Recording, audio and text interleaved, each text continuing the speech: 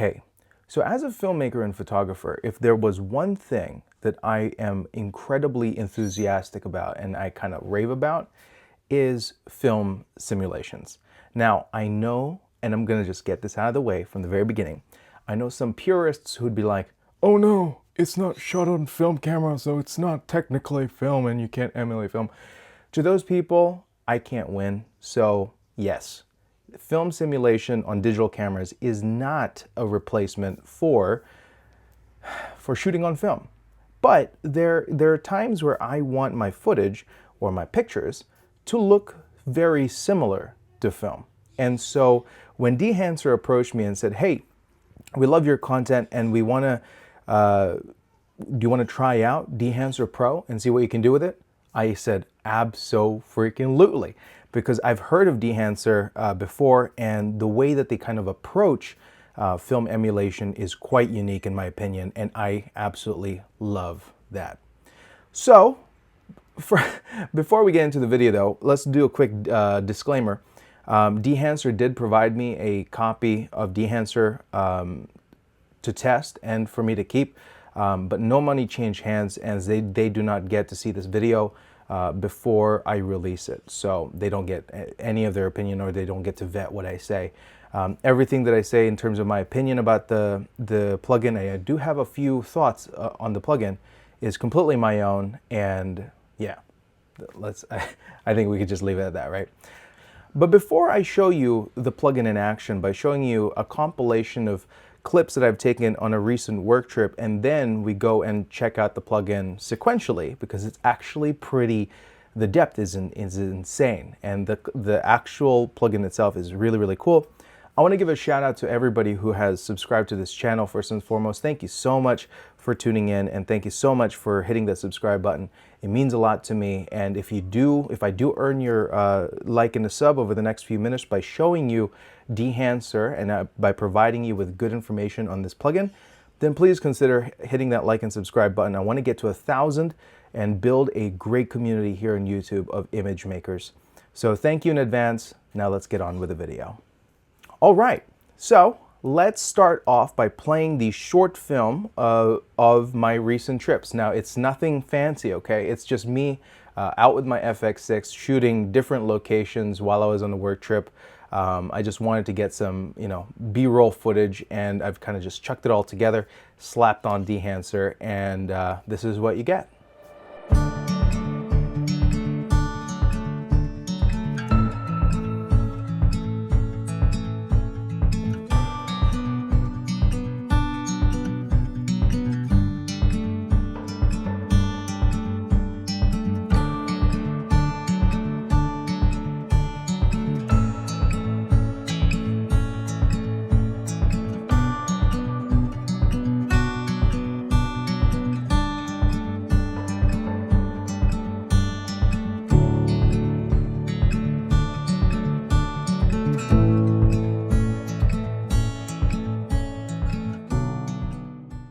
So what do you think?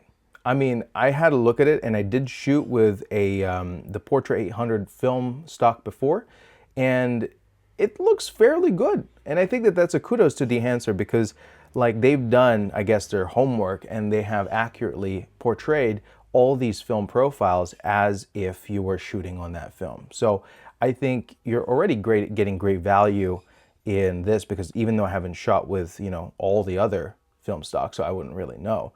The one that I do know is pretty good. So let's get into Final Cut Pro, and let me show you how this particular plugin works on a clip. Here we go. So here we are on Final Cut Pro. This is the timeline that you saw in that short film that I showed you just then. And what I've done is I've taken off the plugin on the first clip so that you can kind of see what it does as we progress through using the plugin. Now, I think it's very important to show you, first and foremost, this is shot on an FX6 using S-Log3. Now, I'm going to put the camera LUT really quickly, S-Log3, S-Gamut 3, so you can kind of see what the Rec 709 transformation looks like from S-Log to Rec 709. Now, as you can see, it's a little bit dark because I wanted to protect the highlights up here. But then we can correct that a little bit later, and you'll get to see that.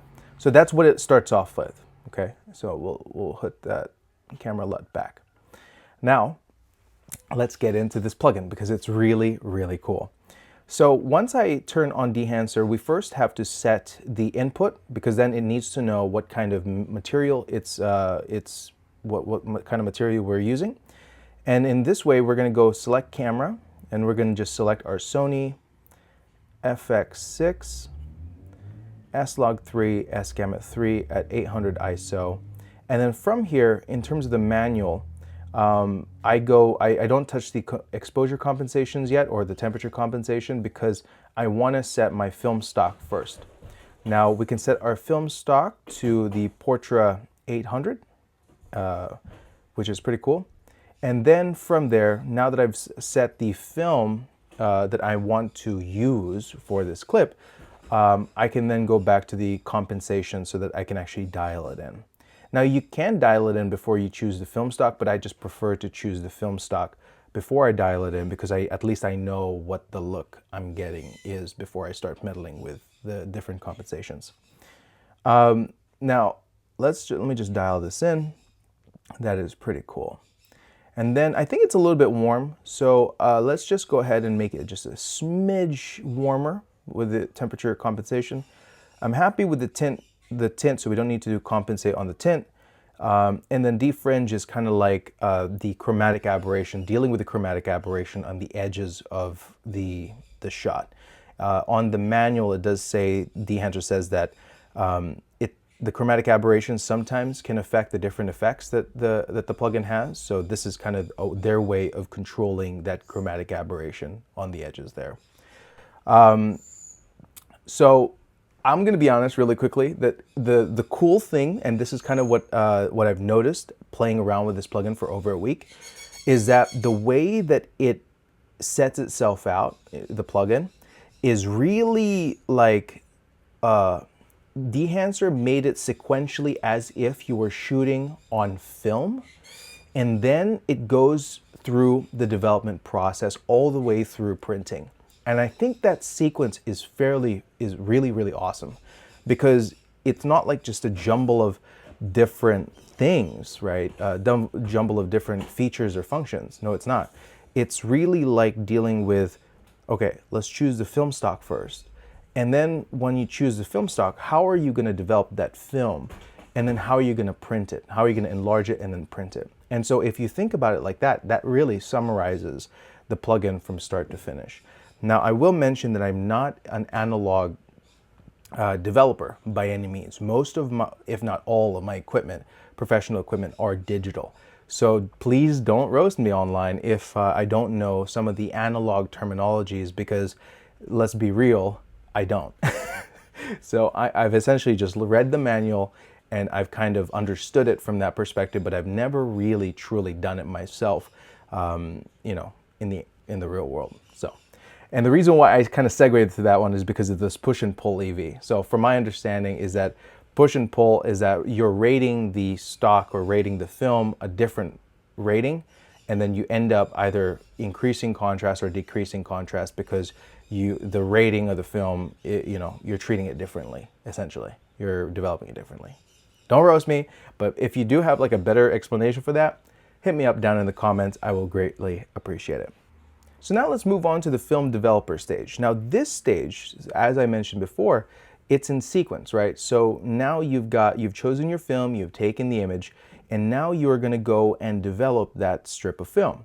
And so this film developer is kind of like you're in, you know, your dark room, and then you are essentially creating a recipe for the developing solution, which results in these different sliders here.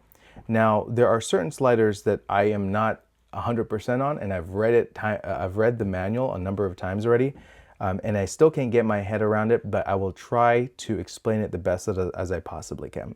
So even though these are sliders that are saying contrast, boost, gamma correction, think of it like you are changing the recipe of the developing solution, which results in a boost in contrast, in changing of the midpoint or the gamma, and changing the saturation at the highlights first, and or boosting the overall color of the film, right? So even Dehancer kind of created these sliders to essentially give you the, what do you call it, the end effect. But if you want to think it analogously, is that a word? Yeah, in an analog way, you are changing the recipe of the developing solution, which results in these different effects.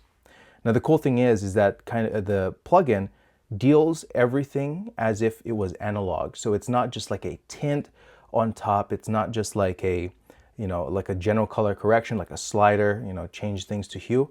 The way Dehancer works is that because it treats it as if you were, you have this solution, the different calculations that it has affect the different portions of the frame itself as if it were film, which is really, really cool. Next, we go to film compression. Now, film compression is kind of like, it compresses the highlights in essence. Now, the difference between the highlights of film as opposed to digital, and again, by no means am I an expert in analog, because the crystals can only take so much in the, in the analog or in film, they can still retain some detail even though they are fully saturated with light. Conversely, on the digital side, if you fill a pixel with enough light, then the pixel will just go white and you lose all detail. So essentially the film compression section here kind of imitates that compression in the top end, and essentially makes it as if like when you're just about to, on film, when you've oversaturated the highlights, that's what it's trying to emulate here. So if I were to turn this on, as you can see, it's compressing that top part of the frame and it's bringing it down. You see that little change in the highlights there?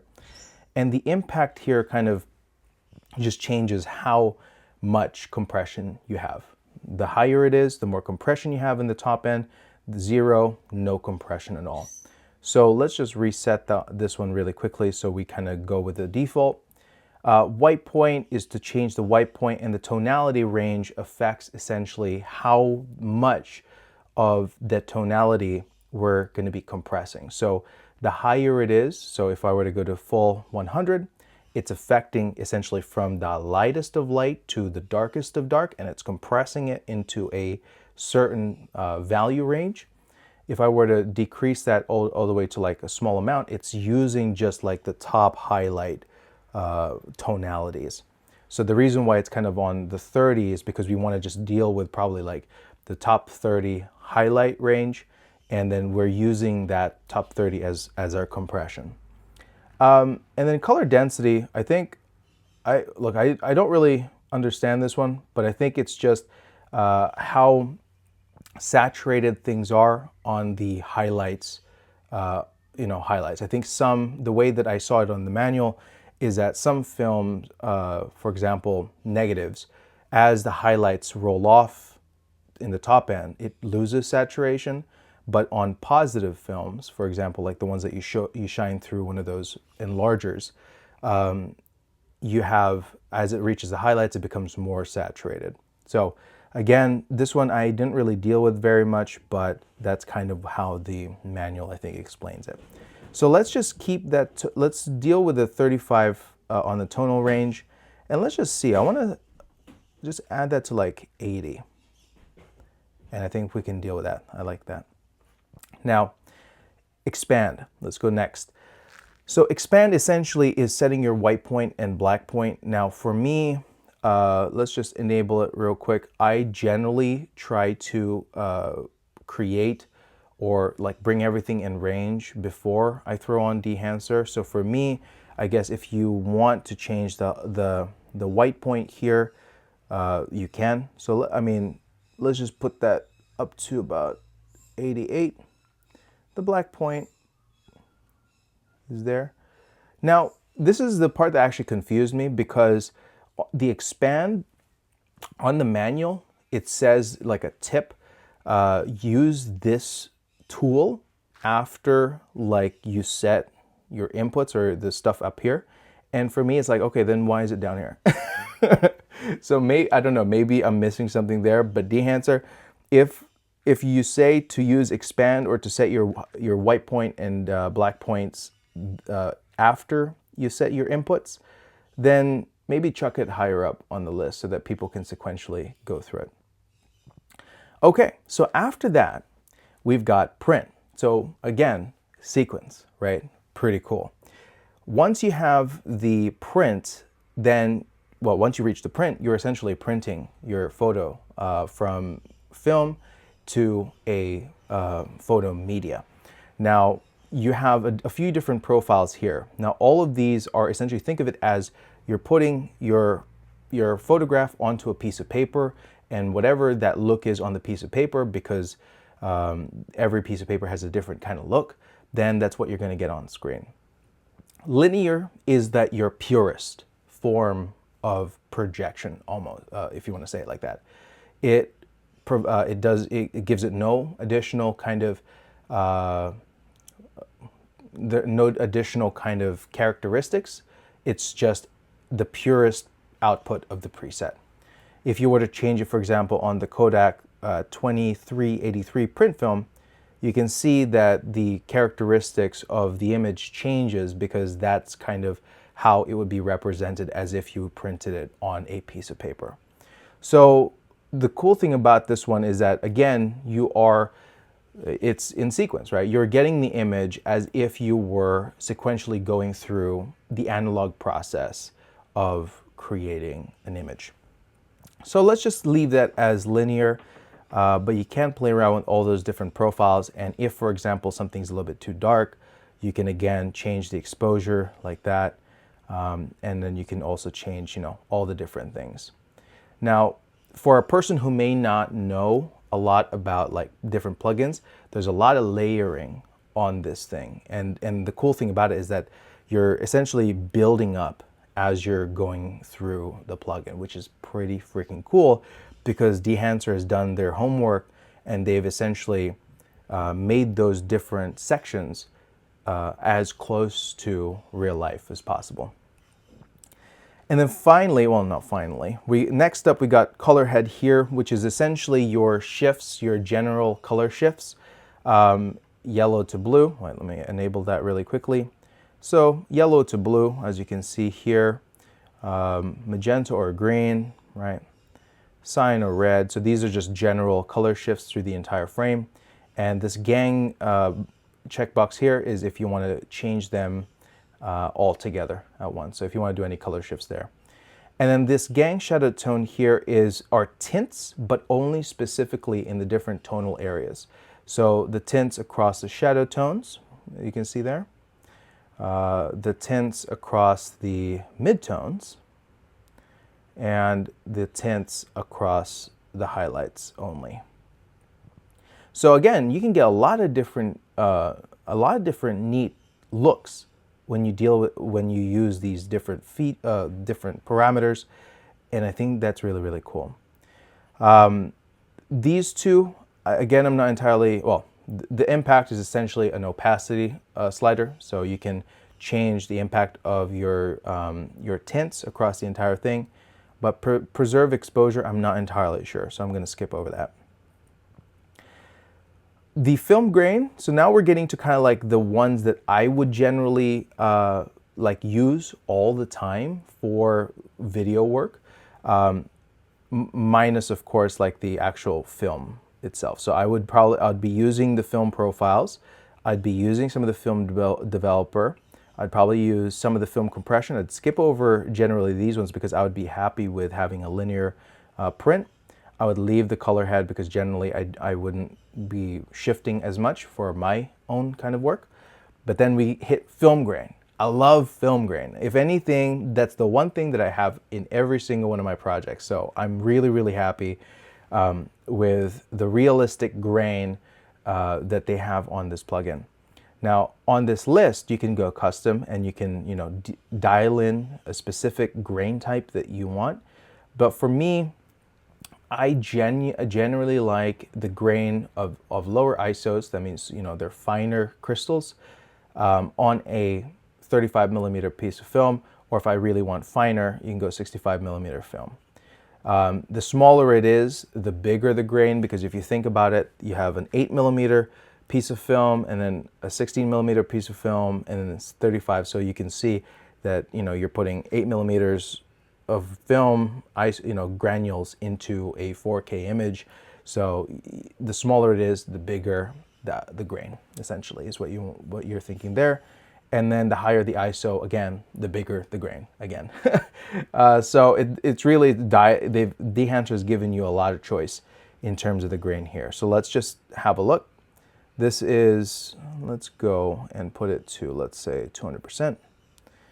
All right, so let's go 200%, and then let's have a look at the grain, probably up here. Okay, so 35 millimeter ISO 50 as opposed to 35 millimeter ISO 500. You can see that the grain on the 500 is much more prominent as opposed to the 50. 50 is much smaller.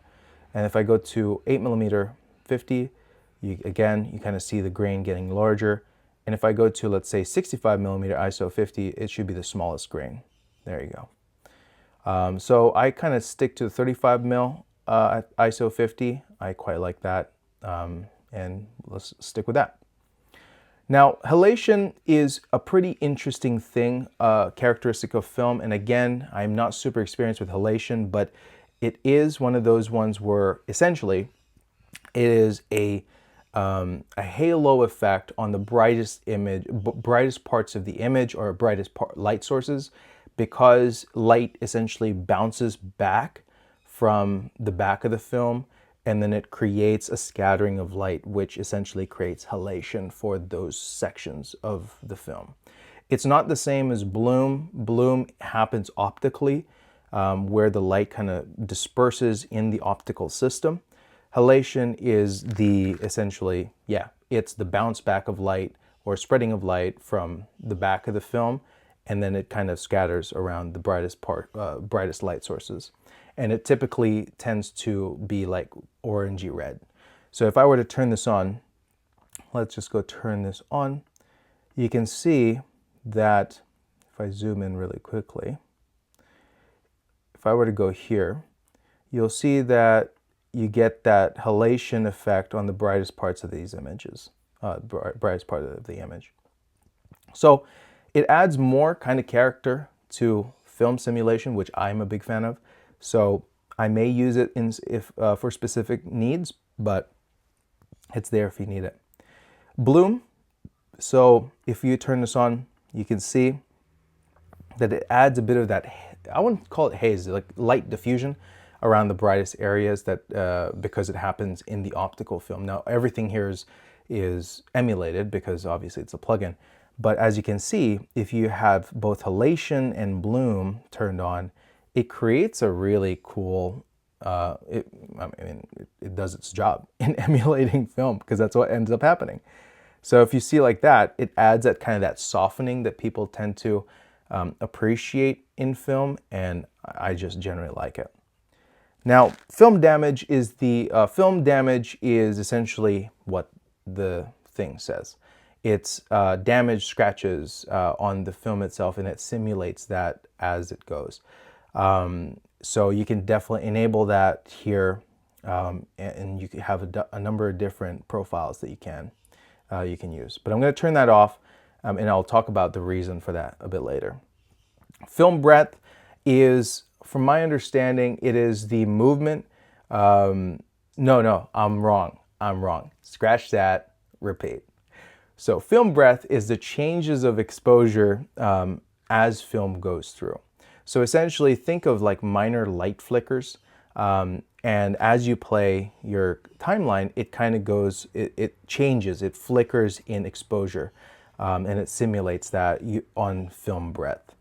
And you get to choose a number of different characteristics there too, as well as custom, if you want to dial that in.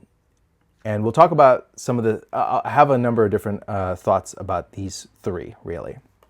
And then gate weave essentially is micro jitters, because as film goes through the camera, there's some jitter on the image. So what you find is if you turn this on, you have a little bit of like wiggle. If you kind of like program it on After Effects, it's like a little wiggle, and it kind of just jitters a little bit. So that's the effect that gate weave does. And then overscan. Overscan is if you, when you shoot on film, you have, you either can crop in so that you only see the image, or if you overscan, you're essentially capturing the entire frame, including the perforations, etc. So you can dial that in, and then you have a number of different types here. So let's go with widescreen 35mm, for example, which is pretty cool if you want to like do a cutaway to like a memory, something like that. Then you have these different views here. Panavision looks pretty cool. Polaroid base even, that's pretty neat as well. And so yeah, you got those different options, but let's leave that off. And then we have vignetting, which is, as you would expect, vignetting. So you got the exposure of the vignetting, the size of the vignetting, the feathering of the vignetting, but I will just generally leave that off. And then finally, you got monitoring. You got false color, which is pretty neat. But I do wonder, I didn't notice this. Why is it like flipped? So I'm not entirely sure why that's the case. I feel like it should be over this side. But you have false color if you need that. And then you have some clipping indication right here, I believe. Yeah. Well, these ones I had to play with, and I'm not entirely sure. I might be doing something wrong. But I generally won't use this because everything that I shoot, I look at the waveform. So on my camera, I mean. And then output, you have your tonality changes to essentially the image. It's pretty much an opacity layer. And then LUT generator, if you want to export this kind of LUT, then you can just export it and then be able to apply it in every one of your, the look of it onto other clips as well. So that is Dehancer Pro. I genuinely love this this plugin, and I've actually used it in one of my projects recently.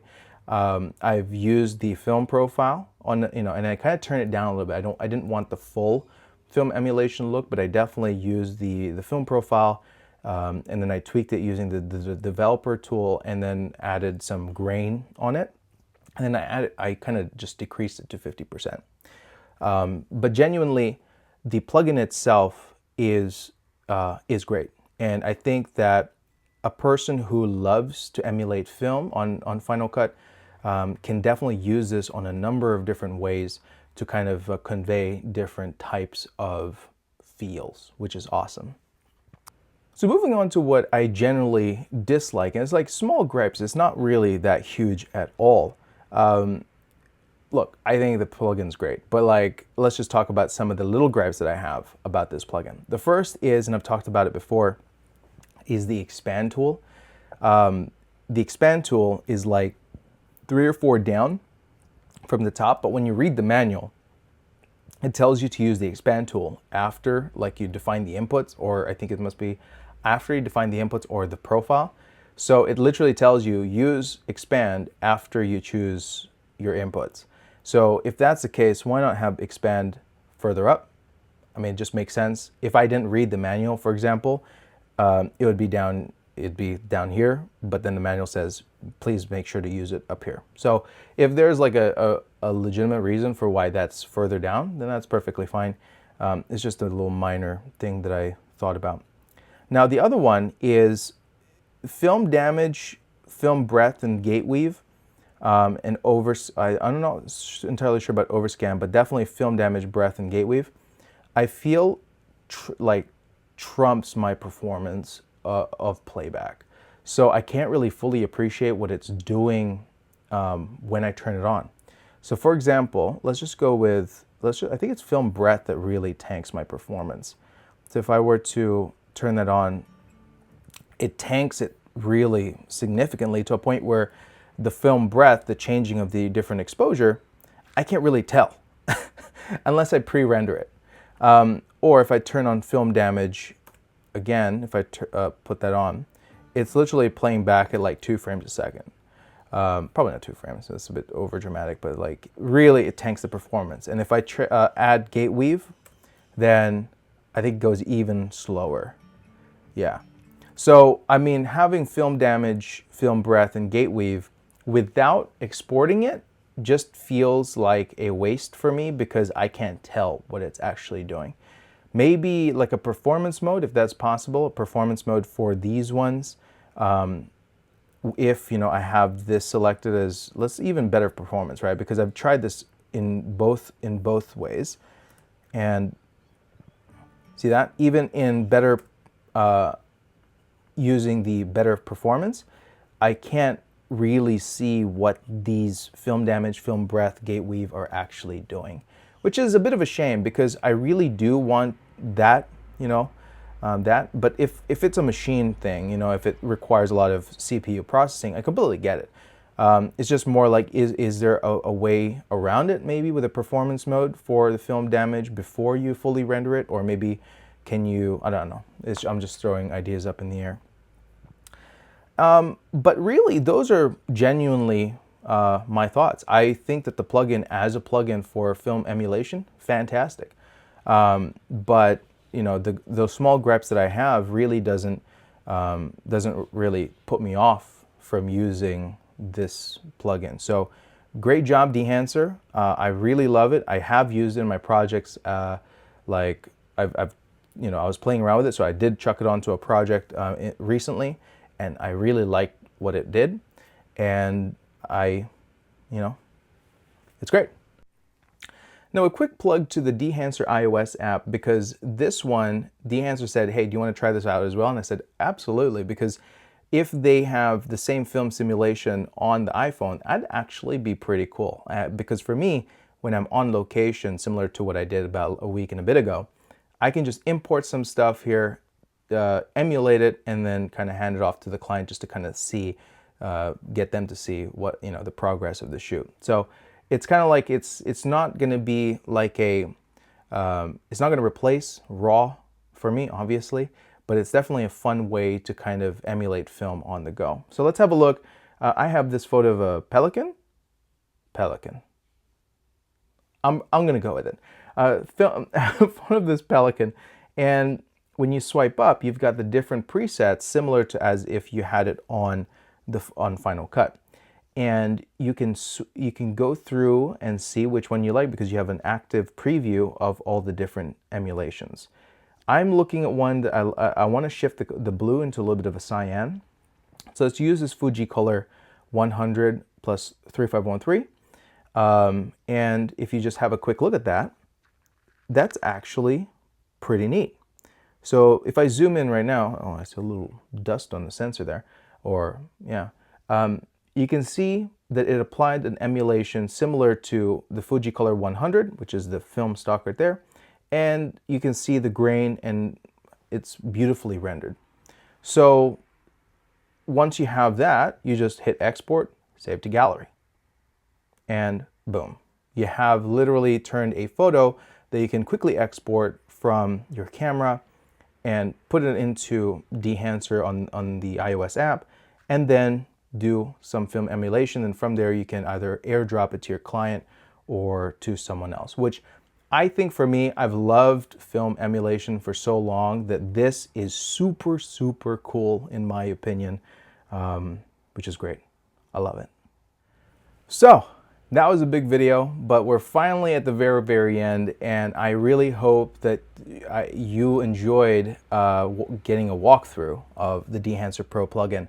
Now, the cool thing about it is I loved it so much that I essentially became an affiliate of Dehancer. So if you want a 10% off discount for Dehancer, whether it's lifetime, a year, 6 months, or 3 months, whatever it might be, you can actually use the promo code MATHAN, M-A-T-H-A-N, at the checkout for a nice 10% discount. I get a little bit of a kickback from that, and it helps to support the channel as well. So if you are thinking of buying Dehancer, please use that promo code and support the growth of this channel. So that's it. I hope that you've gotten a really good glimpse into Dehancer Pro. I know that was a fairly long video, but there's so much stuff that you can do with Dehancer, and I, for one, will continue to use it on different projects if it calls for it. and I genuinely love this tool. Now, if it did kind of give you some great insight into your decision making, whether you want to give it a try or give it a download or a buy, then please consider liking and subscribing to this to my channel. It really helps a lot, and the goal is to get to 1,000 so that we can build a great community here on YouTube for image makers. And I just genuinely love talking about a lot of the different things involving in photography and videography, and I cut through the BS on majority of the stuff that we talk about here on this channel, so that you can actually make a good informed decision on what to buy, to what to actually use and what not to buy. Because there's a lot of stuff that is just overkill for people who are learning photography and videography. So I really hope that this video gave you some value, and until next time, keep making great images, and we'll see you in the next video. See ya.